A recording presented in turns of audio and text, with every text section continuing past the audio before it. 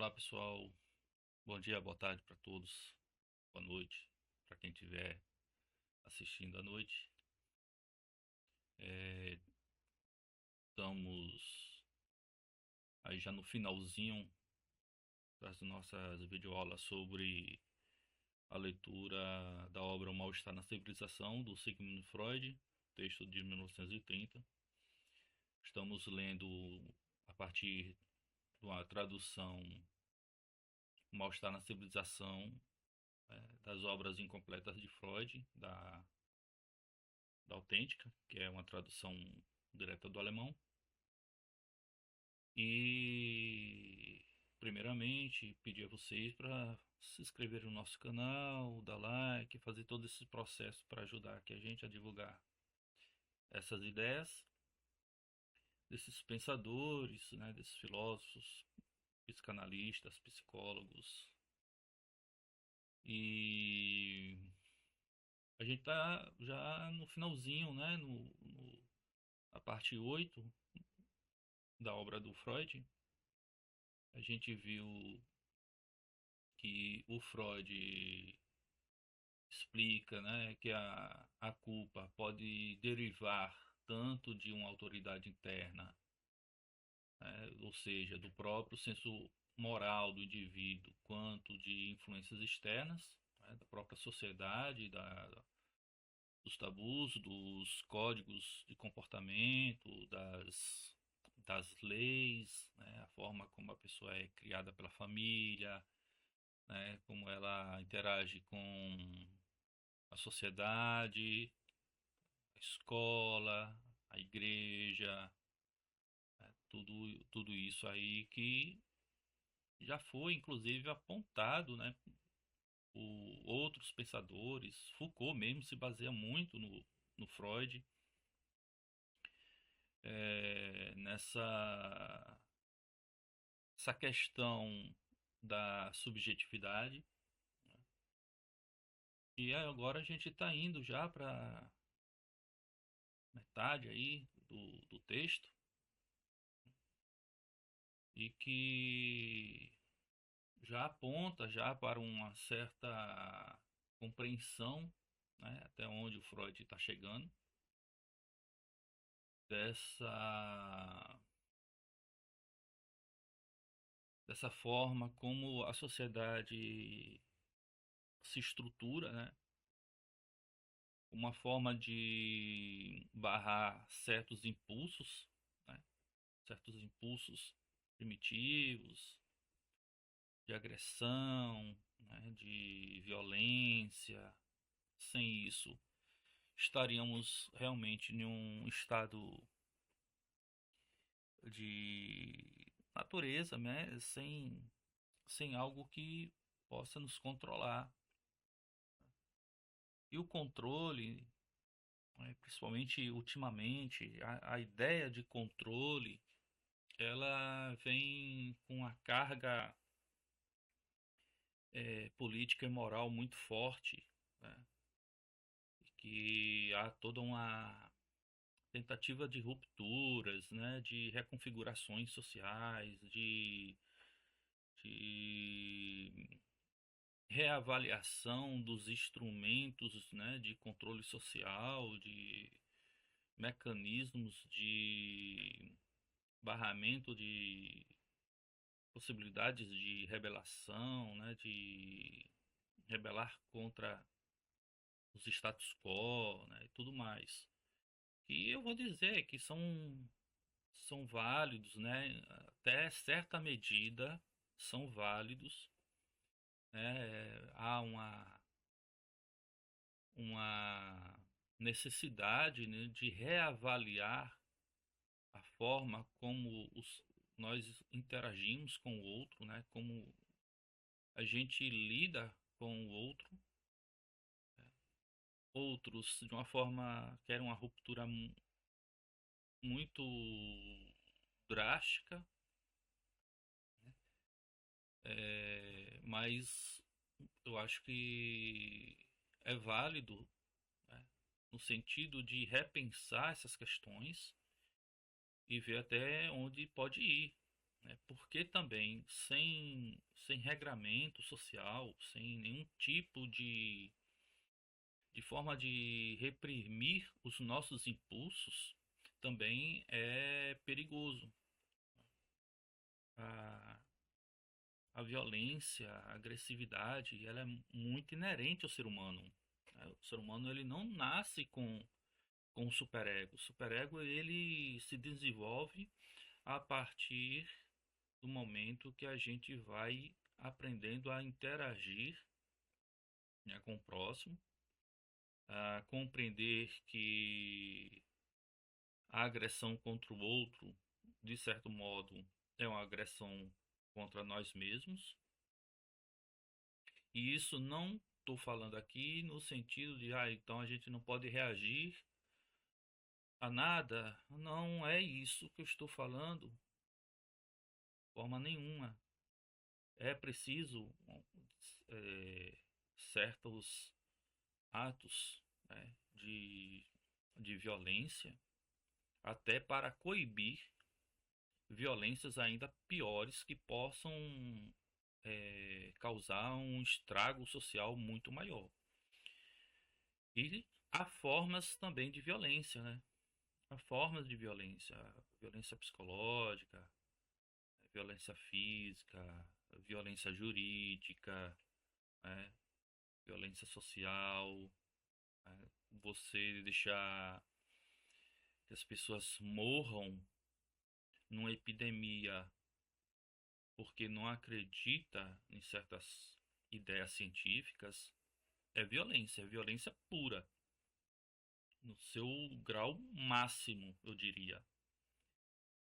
É, e que alguns levam apenas como uma opinião, né? Mas quando essa opinião é dada por um representante de alto escalão da governança de um país, isso se torna violência.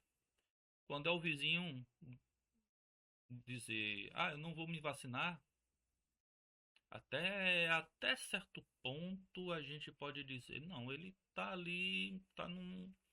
Mesmo assim é perigoso, porque ele tá ameaçando também a saúde do próximo. Mas quando é um líder dizer não vamos vacinar, aí já é um estado de violência gigantesco, monumental.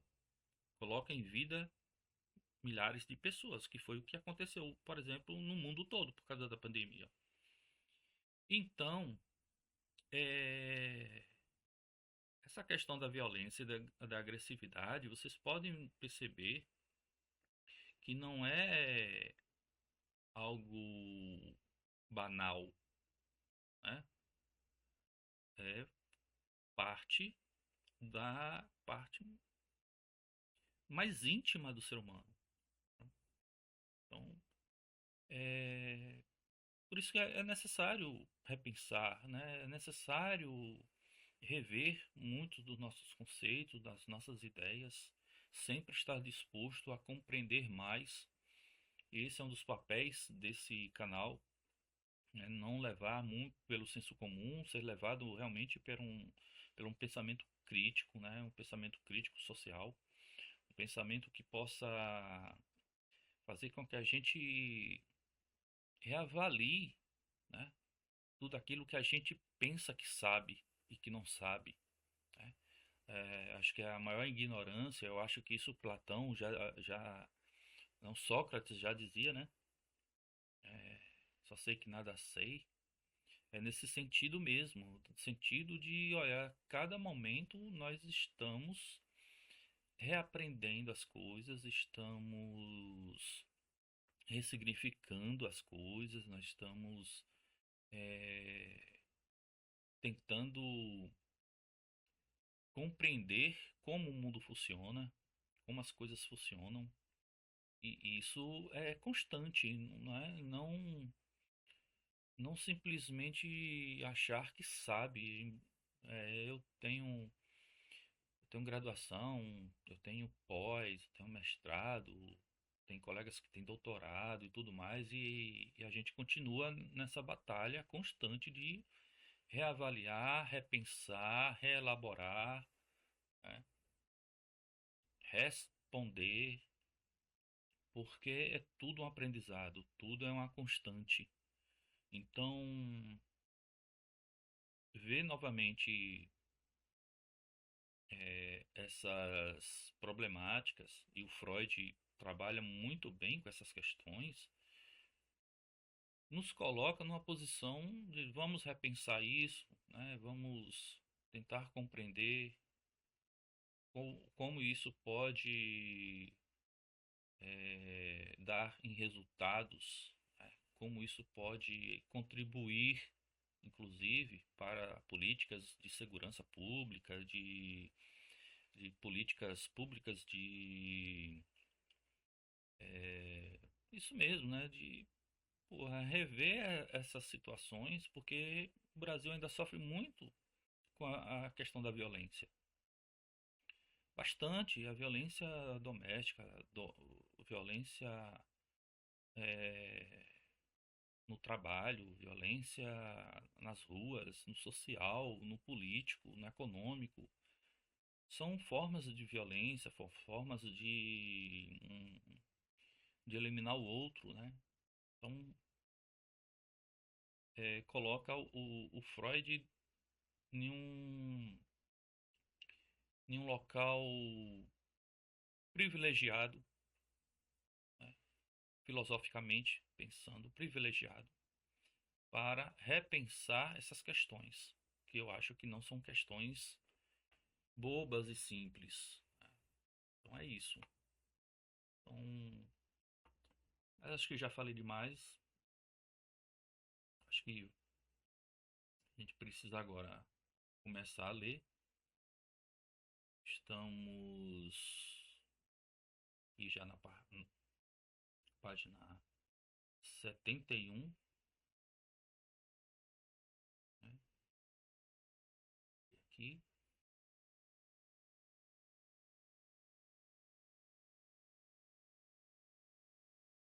Sempre esqueço, às vezes, de abrir a tela para o texto. Mas com calma, né? A gente vai aprendendo. E vamos começar.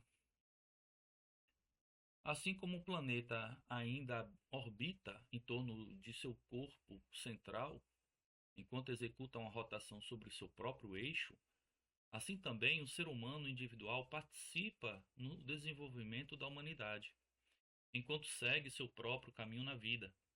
Mas aos nossos olhos incautos, o jogo de forças no céu parece congelado, numa ordem eternamente igual.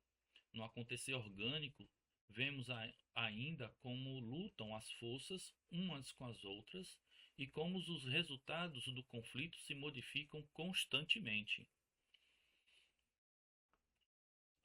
mas dando aí uma ideia de que as coisas estão em constante mudança, né?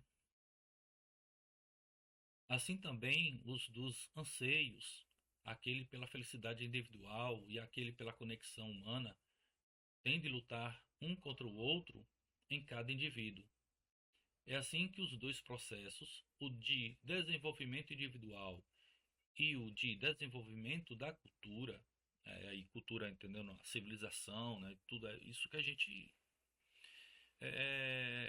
nos fascina, né, nos coloca diretamente com o mundo, né, as, as descobertas, as nossas invenções, né, mas também as guerras, a fome, né, as pandemias e tudo mais que a gente vê, manipula, constrói, destrói, precisam afrontar-se com hostilidade e disputar o terreno um com o outro.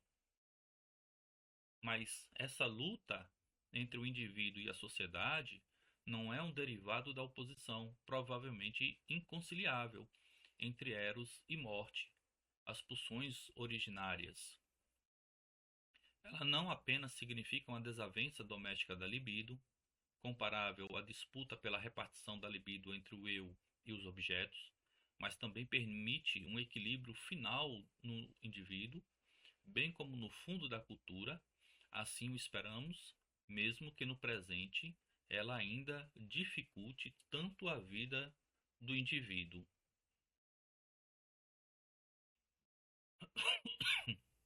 Vou dar uma pausa aqui que eu pegar uma água.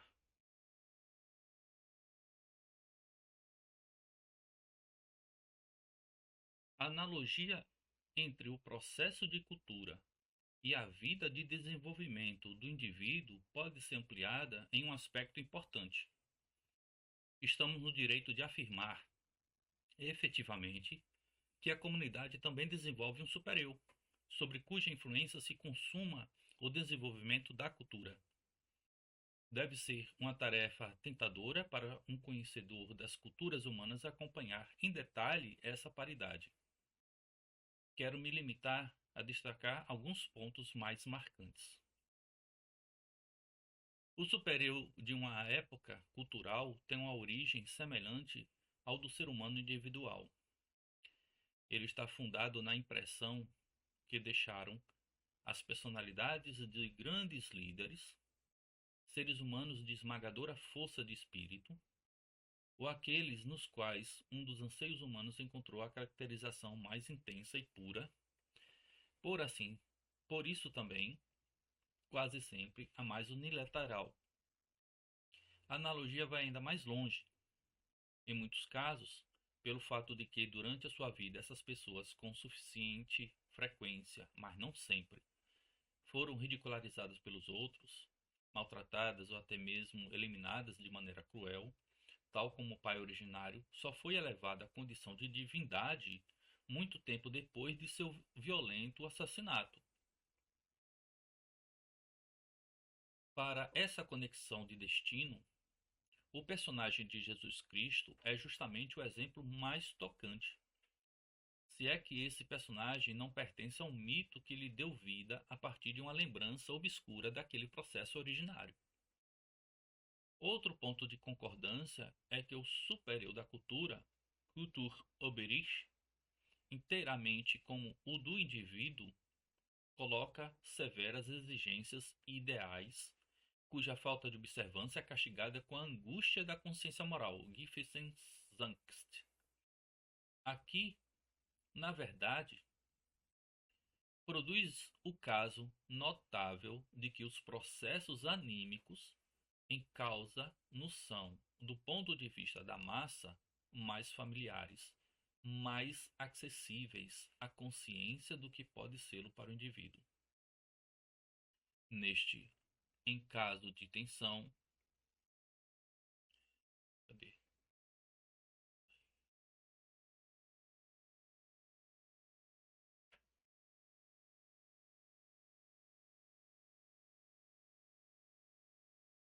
Neste, em caso de intenção, apenas as agressões do super-eu se fazem audíveis.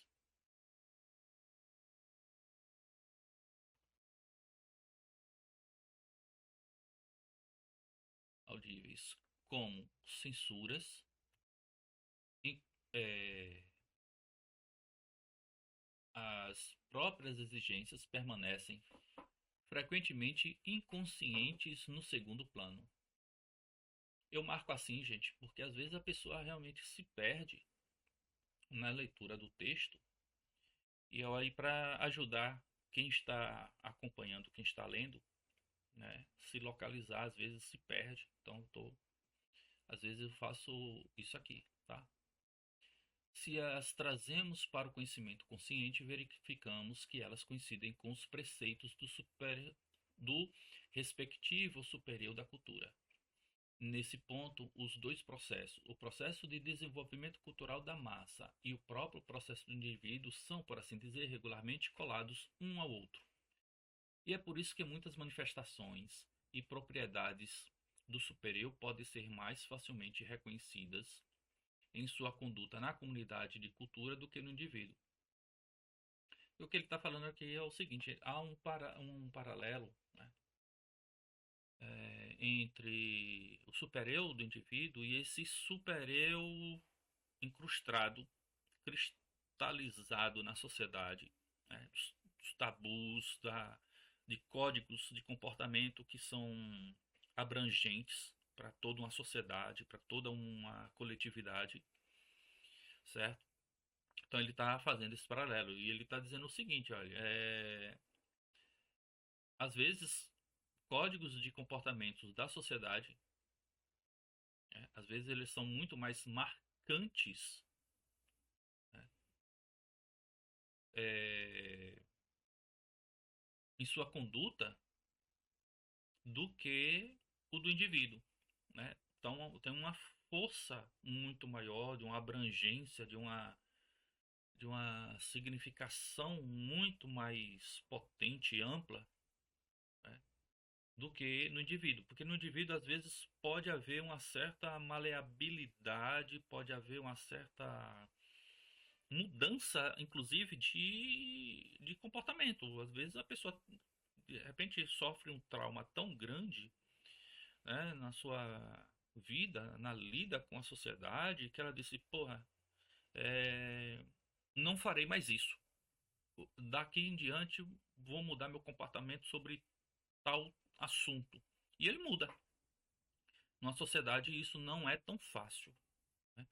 As coisas são muito mais, parece, cristalizadas dentro de um bojo comportamental, né, que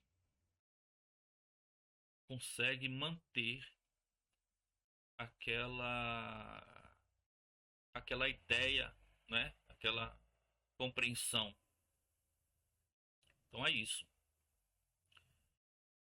E ele continua: o superior da cultura desenvolveu seus ideais e elevou as suas exigências, entre as últimas, as quais dizem respeito às relações dos seres humanos entre si, são agrupadas como ética. Em todas as épocas, atribuiu-se o maior valor a essa ética, como se precisamente dela se esperassem realizações especialmente importantes. E, de fato, a ética se volta para aquele ponto que, em qualquer cultura, é facilmente reconhecível como lugar mais frágil. A ética,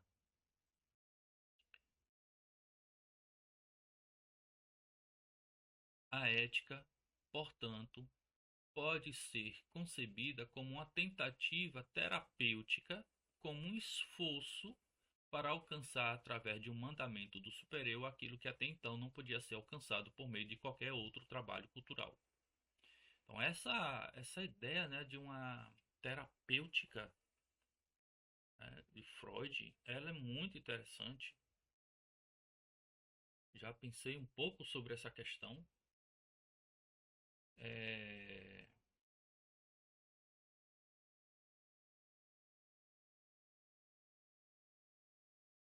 a ideia de que destaca também, né, que o crescimento humano, individual e social depende também de enfrentar conflitos, né, de cultivar tolerância e desenvolver virtudes, né?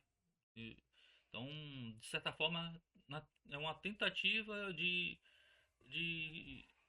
estar sempre construindo uma cultura que seja uma expressão desse processo de amadurecimento e maior compreensão de si mesmo, certo? Então, porque a coisa interessante desse texto é que Freud, quando faz analogia, né, a conexão entre amor e o desenvolvimento cultural, sugerindo que o crescimento de uma pessoa está ligado à sua capacidade de enfrentamento de conflitos internos, né, essa, essa tolerância, né, e a compreensão de suas próprias forças, assim como as influências externas, né, elas também são a aquisição de virtudes, né, como paciência, compreensão, né? Então, é vista como uma conquista na formação do caráter de uma vida mais plena, onde o ser humano busca equilibrar seus desejos com suas ações no mundo. Então, isso tem também um ponto meio que terapêutico sobre o próprio indivíduo.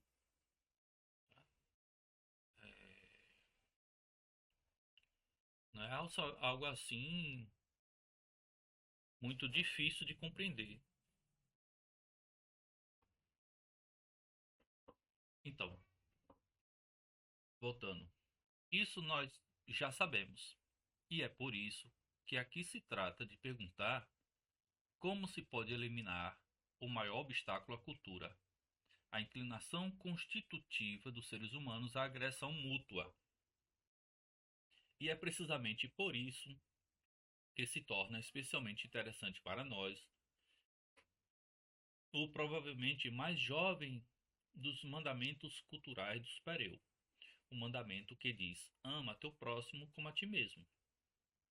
É que é a célebre frase do Novo Testamento, né, gente?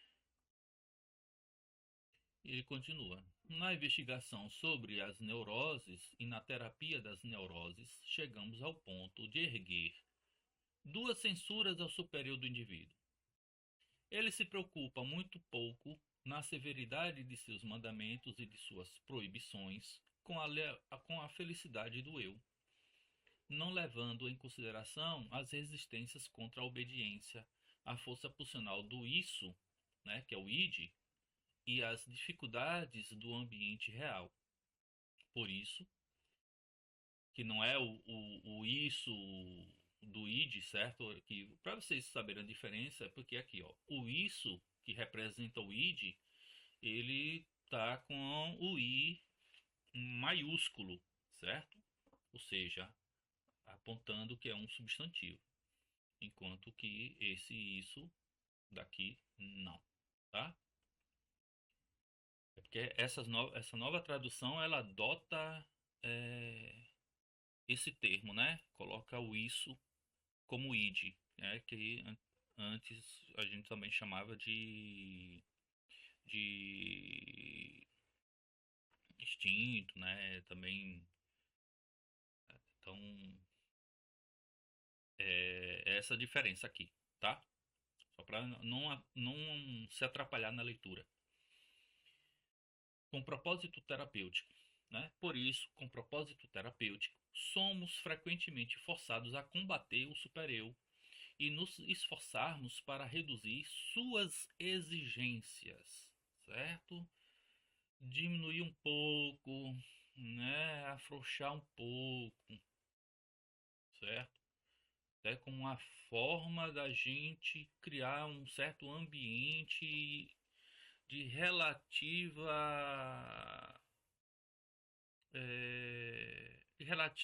equilíbrio, né, entre as exigências do supereu, né, disso que impede determinados impulsos de se manifestar, né, no ato e, ao mesmo tempo, fazer com que também a pessoa não seja puro instinto, né, pura pulsão de agressividade para fora.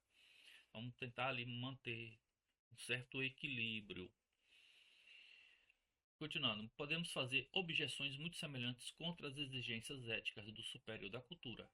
Ele também não se preocupa suficientemente com os fatos da constituição anímica dos seres humanos. Ele decreta um mandamento e não pergunta se é possível ao ser humano obedecer-lhe. Ao contrário, ele supõe que tudo o que é ordenado ao eu do ser humano é psicologicamente possível de ser cumprido, que o eu dispõe de controle restrito sobre o seu isso, né? Sobre o seu id.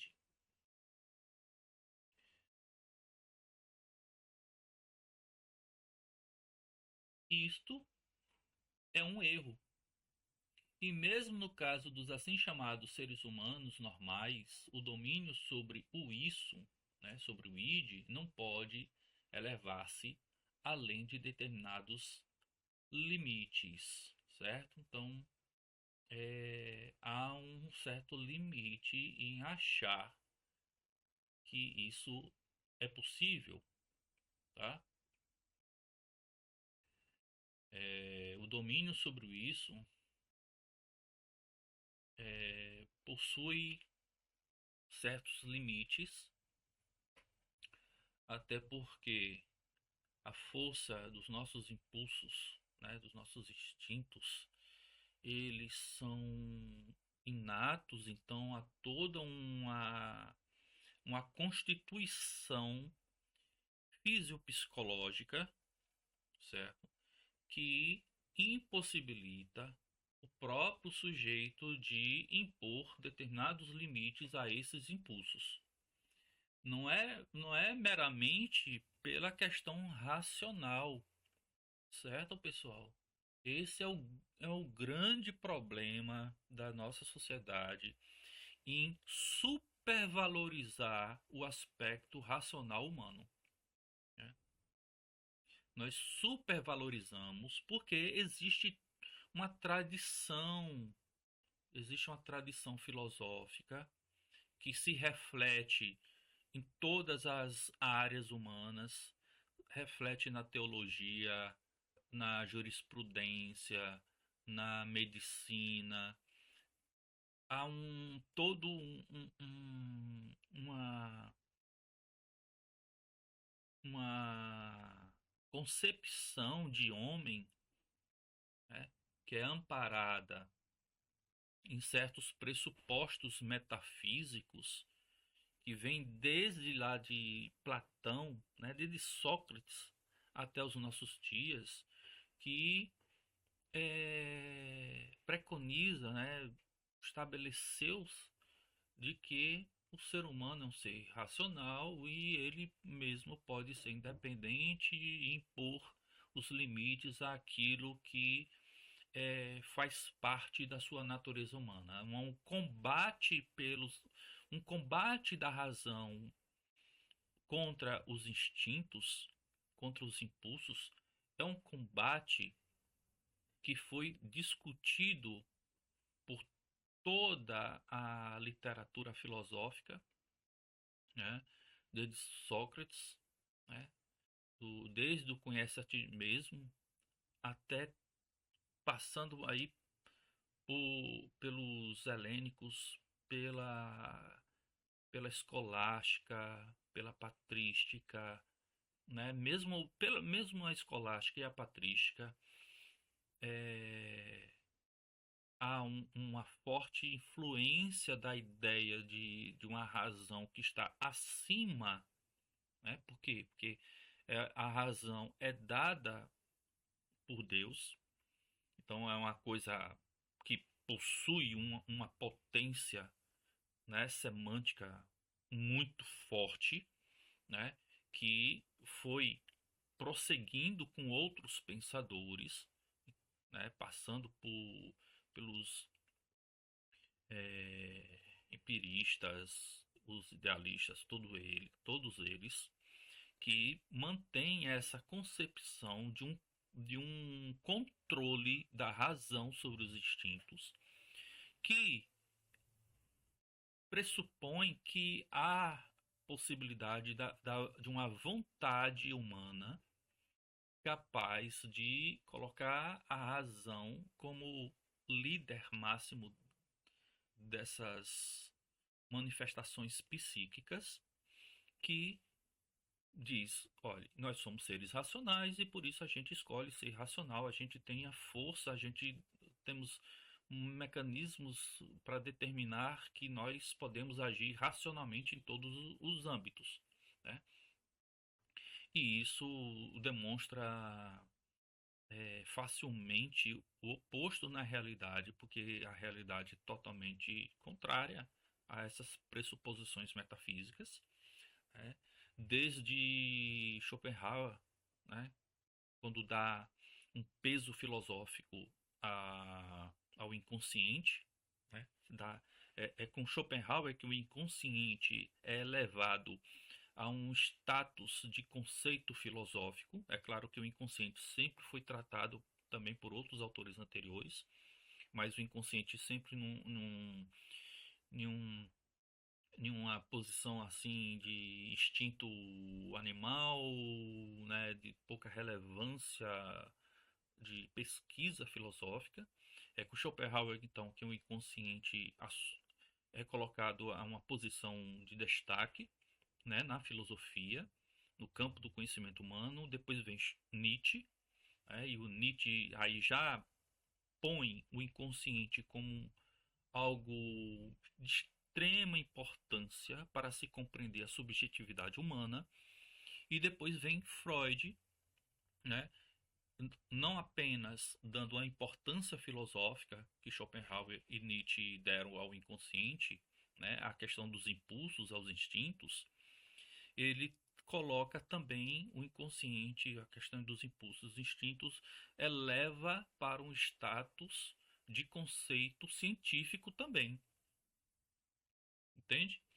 Então, e de que de desses três autores, além de elevar o status desses conceitos, como o inconsciente, como os impulsos, os instintos, também quebra a tradição da ideia de que nós somos esses seres fantásticos, extremamente racionais, que podemos controlar todos os nossos impulsos. Então, esses autores dizem: olha, não é bem assim, né? Não é bem assim. E o Freud ainda radicaliza mais, né? Quando Freud, eu acho que também Nietzsche, né? Nietzsche também fala isso. Na maior parte das nossas ações, dos nossos pensamentos, são, na verdade, impulsos inconscientes. Não são racionais. Mesmo quando a gente racionaliza uma ideia, racionaliza um fato ou um comportamento, por trás disso há um impulso inconsciente que reverbera, né, de forma estrutural em termos de palavra, de verbo, mas que ele mascara a real intenção daquele construto aparentemente racional, né? Então, esse processo mesmo nos processos de racionalidade, há um determinante pulsional por trás que meio que mascara essa essa falsa explicação racional sobre aquele comportamento, sobre aquela ideia, tá? Então é isso. Então veja como é muito mais complicado, é muito mais complexo essa ideia de id, né, que o Freud coloca aqui, né? E ele continua: se exigimos mais, engendramos revolta no indivíduo ou neurose, o que fazemos infeliz, ou o fazemos infeliz. O mandamento "ama teu próximo como a ti mesmo" é a mais forte defesa contra a agressão humana e um exemplo excelente do procedimento não psicológico do superior da cultura. O mandamento é impraticável. Uma inflação tão grandiosa do amor só pode diminuir o seu valor, ela não pode eliminar a necessidade. Então é isso. Amar teu próximo coloca essa essa impossibilidade muito evidente, porque não há condições, né? E aí a importância das formas jurídicas de tentar colocar isso dentro dessa concepção de homem, né? Dessa concepção de um ser racional. E o Freud está justamente criticando essa possibilidade.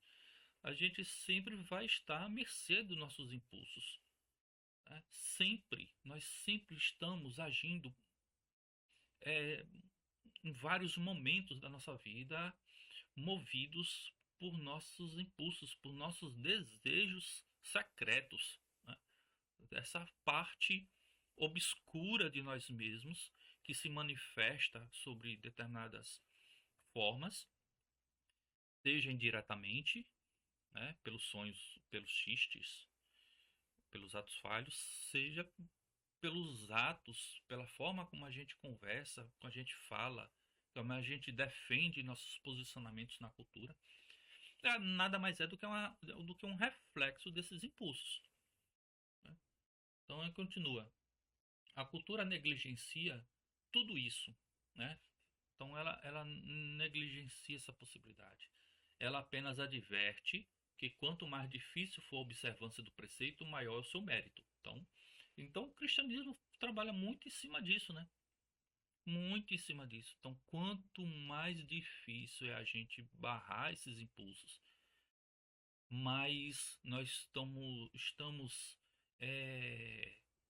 sendo fortes, grandes, né? Essa ideia do santo, né? Essa ideia do cara de bem, né? O cidadão de bem, cara que, né, quer mostrar que pode, né? E na maioria das vezes o que a gente vê é o contrário, né? E continua. Só que aquele que seguir esse preceito na cultura atual só se coloca em desvantagem em relação àquele que se coloca acima dele, certo? Então, é claro, você tem um inimigo e você vai com aquela história de dar outra face, você se coloca num estado de desvantagem muito grande, né? Muito grande. Uma sociedade que é extremamente agressiva e violenta, não só brasileira, mas com muitas outras no mundo todo, você querer colocar esses preceitos da forma mais radical possível, você está ameaçando até sua própria família, até você mesmo. Então é o que o Freud está dizendo é que isso é muito difícil, é muito complicado você fazer assim, né? Você vai estar em desvantagem perante o outro, inclusive. Então ele continuando. Como deve ser violento esse obstáculo cultural que é a agressividade, se a defesa contra ela consegue tornar tão infeliz quanto ela mesma. Então a defesa desse desse estados, desse estado, né? Foi mal. Desse estado não só coloca também a pessoa em uma desvantagem, né? Como também cria nela um certo ressentimento, né? Cria nela um certo sentimento de, poxa, eu tenho que agir assim enquanto o outro tá vindo com violência comigo, contra mim, né? Ou contra minha família, ou contra meus amigos. Então, cria não um sentimento interno aí bem complicado. E ele continua: assim chamada ética natural não tem nada a ver a oferecer nesse caso, a não ser a satisfação narcísica de se ter o direito de se considerar melhor do que os outros, né? Que é um fator narcísico também, porque você pode ver, inclusive em algumas religiões, né? A pessoa quer mostrar aquilo que não é, mesmo que seja desvantajoso para ela, mas há um mecanismo narcisista de dizer para o outro, olha o quanto eu aguento, olha o quanto eu sou submisso às leis da minha religião, né? A minha doutrina, né? Mesmo quando isso me coloca em desvantagem perante o outro. Então ele continua. A ética que se apoia na religião faz intervir aqui suas promessas de uma vida melhor no além. Então há uma promessa, né?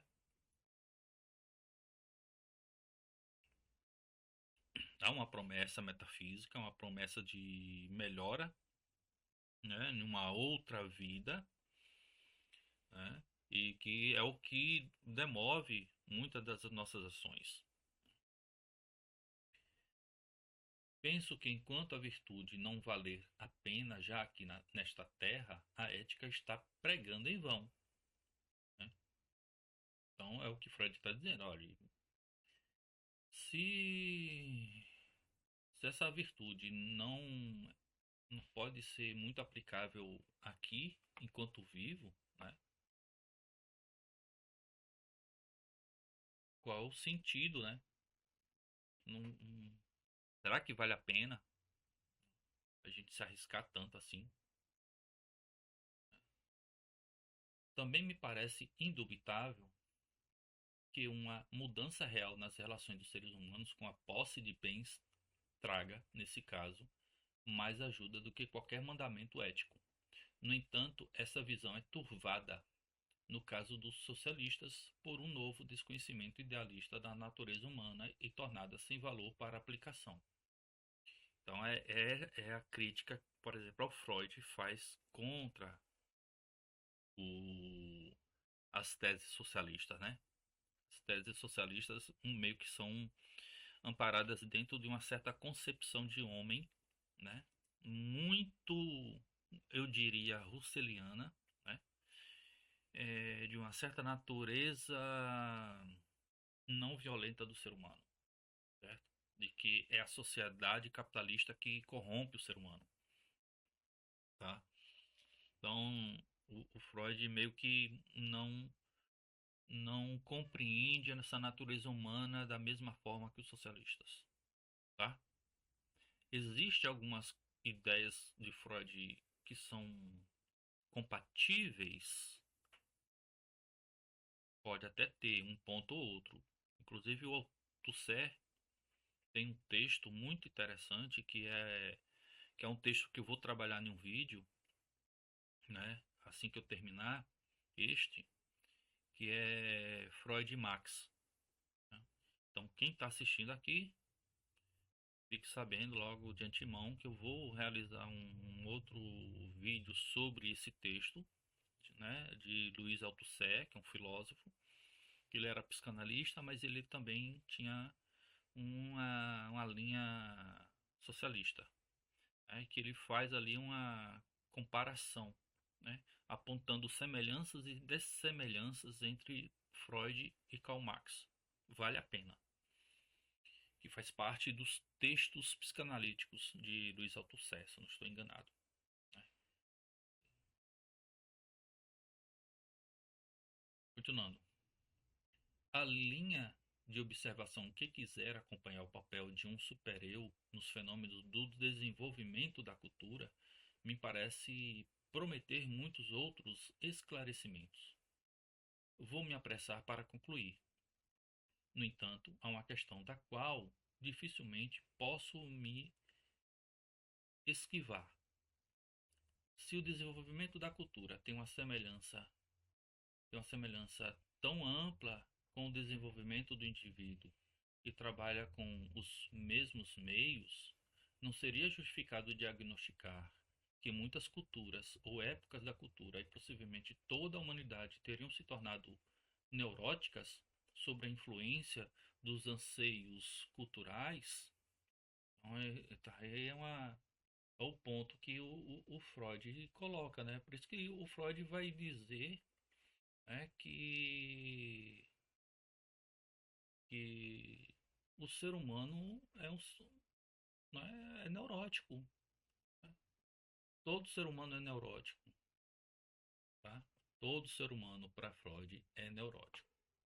Não, não, não.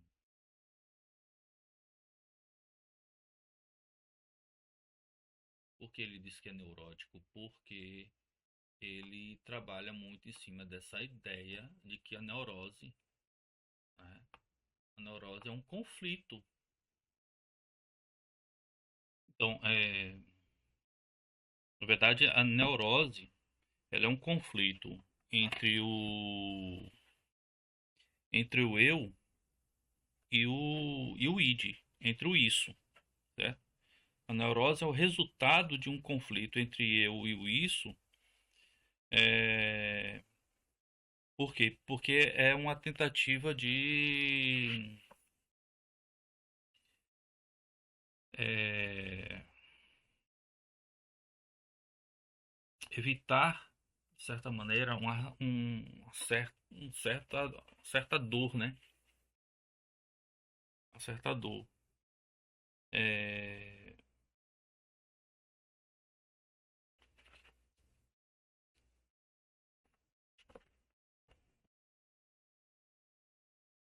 Então, como eu dizia, né? É um tema bem complicado, porque aí o Freud é o mesmo que o Freud estava dizendo, olha, a gente já nasce na sociedade é, com uma determinada estrutura que é resultado desse conflito, desse atrito mesmo entre o princípio de prazer e o princípio da realidade, né? Então, esse conflito faz com que a gente já cresça neurótico, ah, nessa essa possibilidade mesmo psicopatológica, né? Mas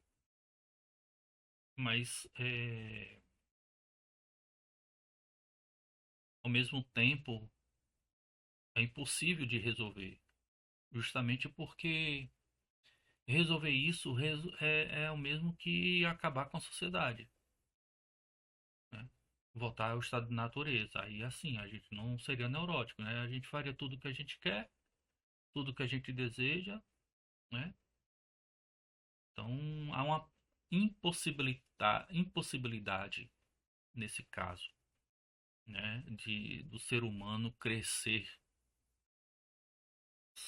é, em uma outra estrutura que não seja neurótico, né? É claro que eu estou falando aqui das outras estruturas, né? As outras estruturas que eu me refiro à psicose e da perversão, né? Mas tirando isso, né?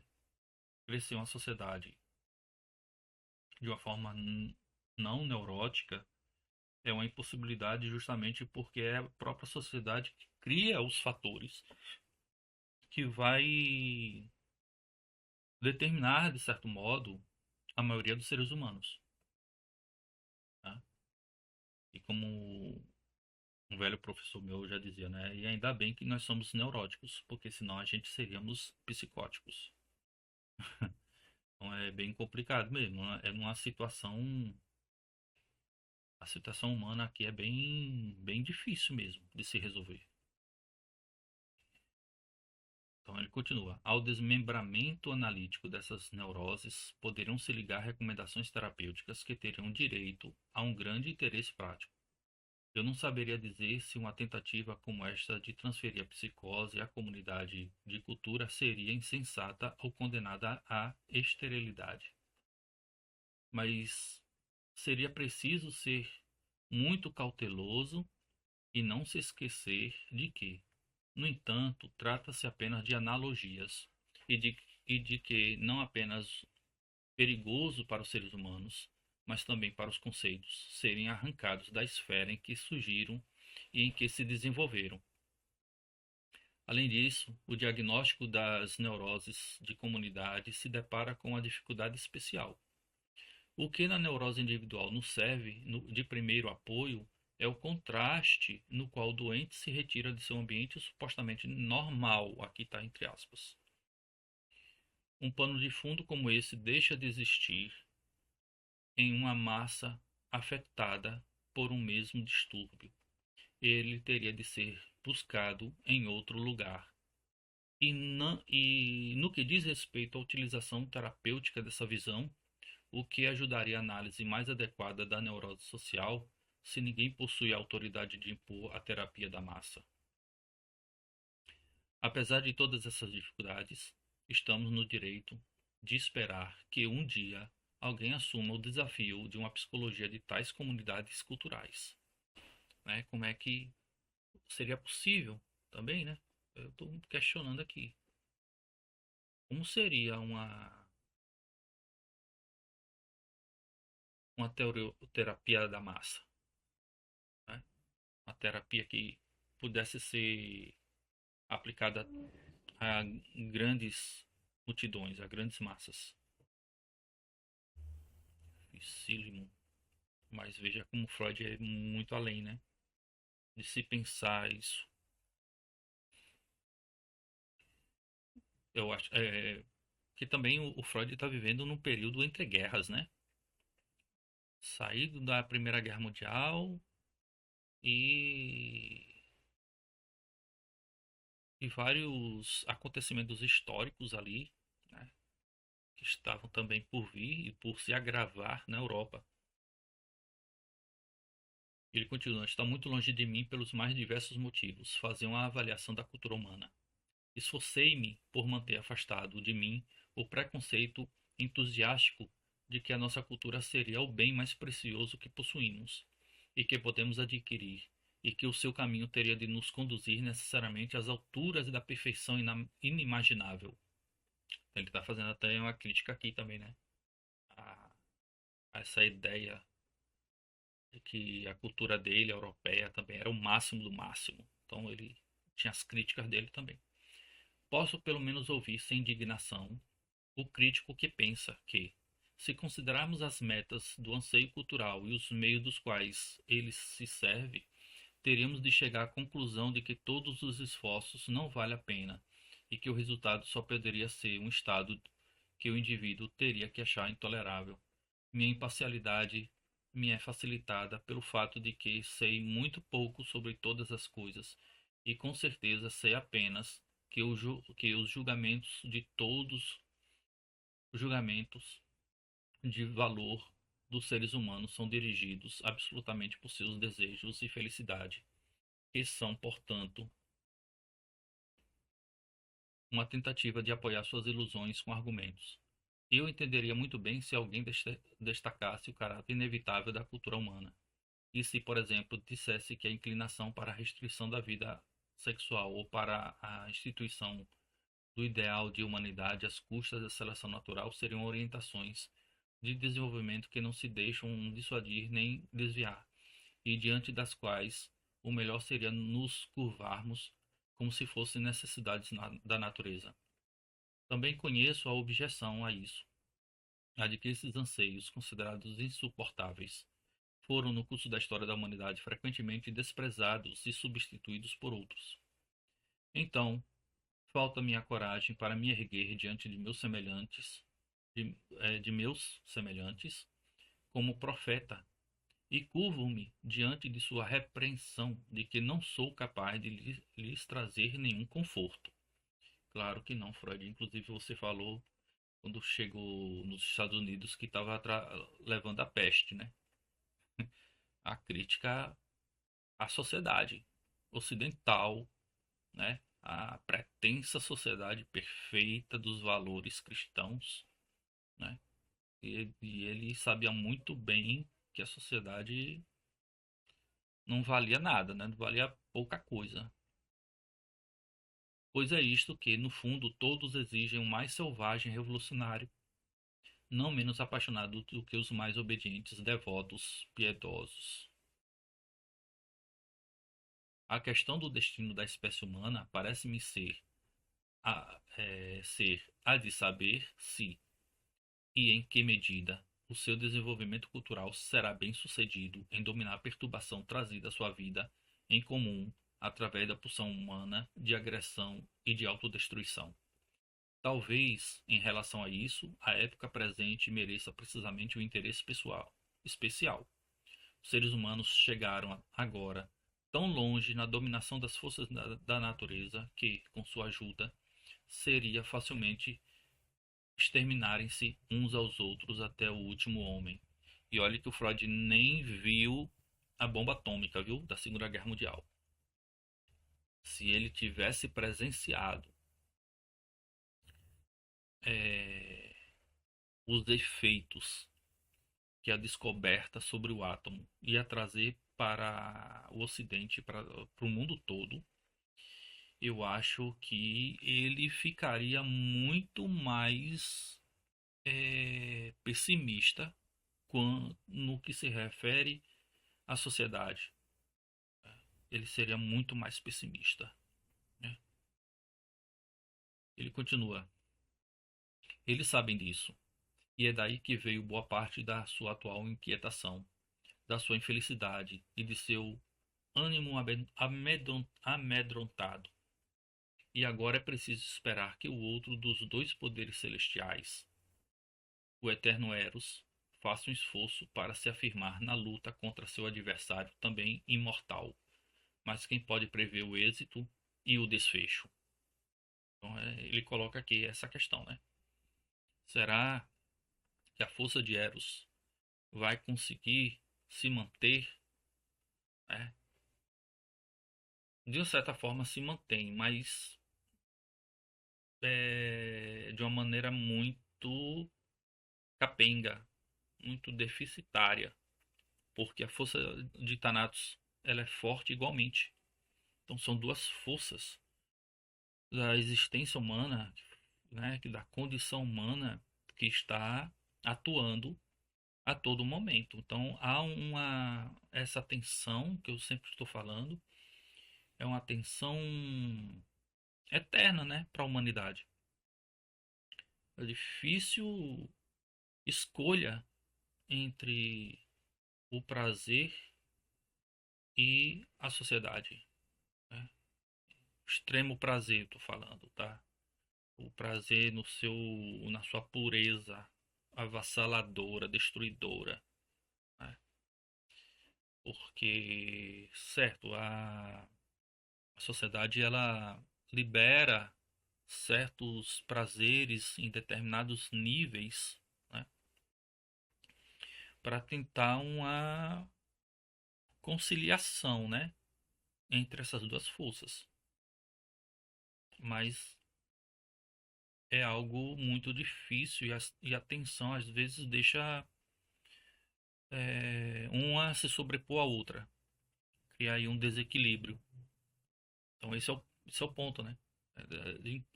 Como é que o ser humano vai encontrar um equilíbrio entre essas duas forças da condição humana, que são próprias da condição humana, faz parte da gente, de se manter vivo, é, apesar dos, das forças contrárias a essa situação, a sua própria existência.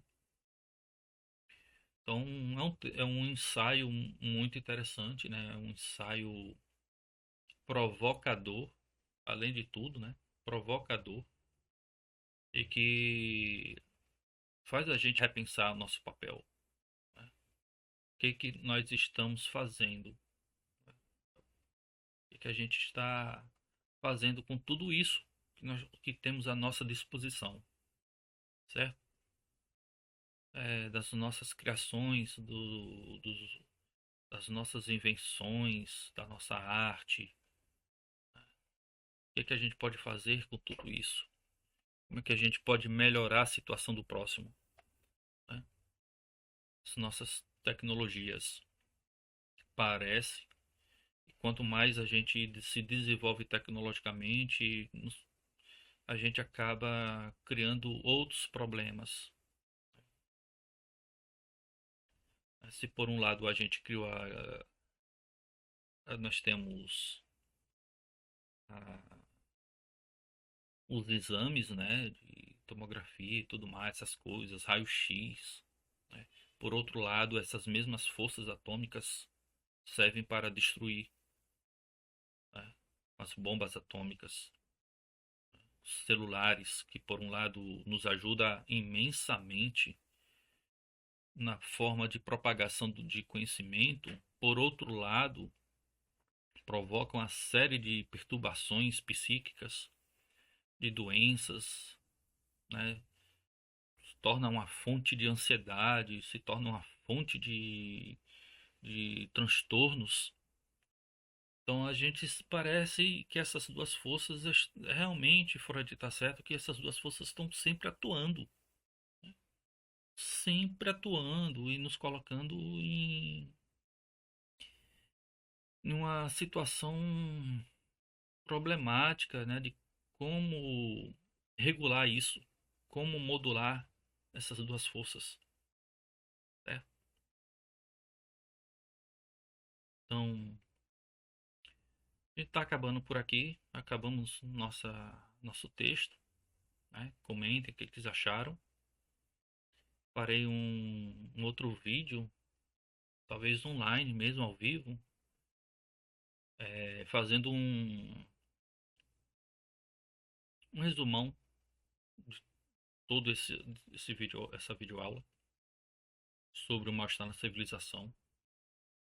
E depois a gente vai partir ainda, vou partir para o texto. Estou pensando em trabalhar já as teses sobre Feuerbach, trabalhar o texto de Freud e Marx, que eu disse agora há pouco que ia trabalhar.